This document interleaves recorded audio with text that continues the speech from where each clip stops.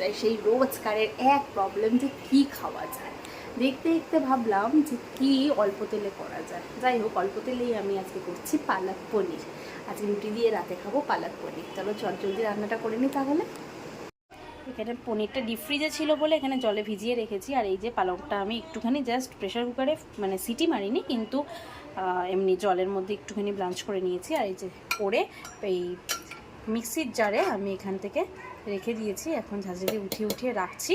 এর মধ্যে দিয়ে দিচ্ছি এখানে কিছুটা আদা দিয়ে এবার আমি এটাকে পেস্ট করে নেব।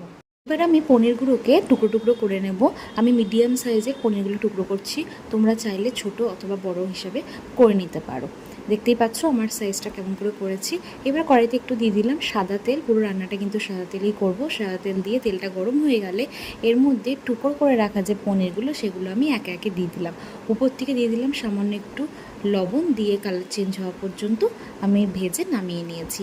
এবার যে তেলটা ছিল তার মধ্যে দিয়ে দিচ্ছি গোটা জিরে দিয়ে একটু নাড়াচাড়া করে নিলাম। এটা আমি ফোড়ন হিসেবে ইউজ করছি।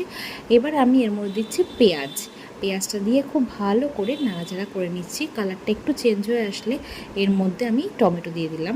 টমেটোটা দিয়ে একটু নাড়াচাড়া করে নিতে হবে। আর আমি কিন্তু রান্নাটা মিডিয়াম টু হাই ফ্লেমেই করছি।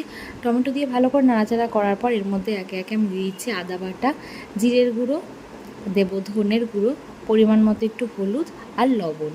এটা পরিমাণ মতো দিতে হবে। লবণ খুব বেশি দেওয়ার দরকার নেই, যেহেতু পনিরেও একটু লবণ দিয়েছি, খুব বেশি দেওয়ার দরকার নেই এখানে। দিয়ে ভালো করে মশলাটা একটু কষিয়ে নিতে হবে। যখন দেখা যাবে যে মশলাটা একটু কষে এসছে, এবার এর মধ্যে যে পালকটা আমি পেস্ট করে রেখেছিলাম, পালং শাকটা, সেটা আমি এবার এর মধ্যে দিয়ে দিলাম। পালং শাকটা দিয়ে ফ্লেমটা একটু হাই করে দিলাম আর খুব ভালো করে নাড়াচাড়া করে নিতে হবে। এবার সামান্য একটু জল দিয়ে এটাকে একটু ফুটে উঠলে পরে এর মধ্যে যে ভেজে রাখা পনিরগুলো সেগুলো আমি এর মধ্যে দিয়ে দিলাম। দিয়ে ফ্লেমটা একটু কমিয়ে নিয়ে এবার পনিরের সাথে পালংয়ের পেস্ট যেটা, সেটাকে গ্রেভিটাকে খুব ভালো করে মিশিয়ে দিতে হবে, যাতে প্রত্যেকটা পনির এর মধ্যে ভালো করে মিশে যায়। এর মতো অবস্থায় কিন্তু যখন হয়ে আসবে সে তখন একটু এর উপর দিয়ে কাসৌরি মেথি দিতে পারো। কাসৌরি মেথিটা অপশনাল, চাইলে দিতে পারো, চাইলে নাও দিতে পারো। আমি সামান্য একটু দিয়েছি, কারণ কাসৌরি মেথির গন্ধটা আমার ভীষণ ভালো লাগে। পালক পনিরের সাথে যেন মনে হয় কাসৌরি মেথিটা খুব ভালো যায়। এটা আমার ওপিনিয়ন, তোমরা চাইলে দিতে পারো, নাও দিতে পারো। এবার নামিয়ে নিয়ে গরম গরম রুটি বা ভাতের সাথে পরিবেশন করতে পারো। রুটির সাথেই এটা বেশি ভালো যাবে।